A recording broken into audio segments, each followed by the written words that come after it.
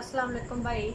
मेरे बेटे ਦੇ ਸ਼ਵੇਬ ਦਾ 3 ਮਹੀਨੇ ਪਹਿਲੇ ਆਪਰੇਸ਼ਨ ਹੋਇਆ ਸੀ। 3 ਮਹੀਨੇ ਬਾਅਦ ਉਹਨਾਂ ਡਾਕਟਰਾਂ ਨੇ ਕੱਲ ਸਾਨੂੰ ਫੋਨ ਕੀਤਾ ਇੰਦਾ ਕੱਲ ਤੁਸੀਂ ਆ ਕੇ ਸਵੇਰ ਤਾਲੂ ਲਵਾਓ। ਮੇਰਾ ਤਾਲੂ ਬਣ ਗਿਆ ਭਾਈ। ਮੇਰੇ ਕੋਲ ਕਿਰਾਇਆ ਨਹੀਂ ਸੀ ਹੈਗਾ, ਮੈਂ ਬਹੁਤ ਪਰੇਸ਼ਾਨ ਹੋ ਕੇ ਤੁਹਾਨੂੰ ਫੋਨ ਕੀਤਾ ਸੀ ਭਾਈ ਨੂੰ ਤੇ ਤੁਹਾਡੇ ਕੋਲ ਮਦਦ ਲੈਣ ਵਾਸਤੇ। ਤੁਸੀਂ ਮੇਰੇ ਬੇਟੇ ਦਾ ਨਾ ਕਿਰਾਇਆ ਮੈਨੂੰ ਦੇ ਦਿਓ, ਮੈਂ ਸੁਬਾ ਲੈ ਕੇ ਨਹੀਂ ਜਾਣਾ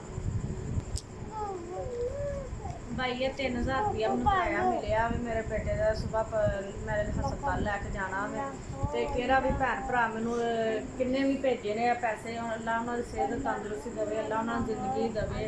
केरा भाई मेरा एहसास करता पिया वे, अल्लाह उन्होंने हमेशा बात रखे। किन्ने मैनू किराया दिता वे। सुबह मैं जाके हस्पताल दसा कि तुहानू उन्होंने ऑपरेशन करना कि उन्होंने तालू लाना वे दोबारा, फिर तुहानू मैं रबता तुहाडे नाल करा। भैया मेरे बेटे ते पहले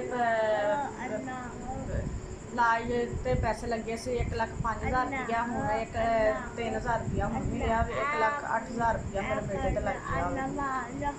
अल्लाह हमेशा उन्होंने खुश रखे। किन्ने केरे भी भाई ने मैंने भेजे ने पैसे, अल्लाह उन्होंने खुश रखे, उन्होंने बाद रखे। उन्होंने बच्चों उन्होंने माँ बाप को तंदुरुस्ती देवे। मेरे तुसी मेरे भैन भरा के मेरा साहस करो जे अगों है तो उन्होंने तालू का ऑपरेशन करना वे भाई। तू फटना नीचे भाई, तुसी मेरे बेटे का तो मेरा बहुत तामन करते पे जे। तुसी मेरे बहुत अच्छे भाई जे। अल्लाह तुहानू हमेशा इंज खुश रखे, तुहानू बाद रखे, तुसी सेहत तंदुरुस्ती तुहानू देवे।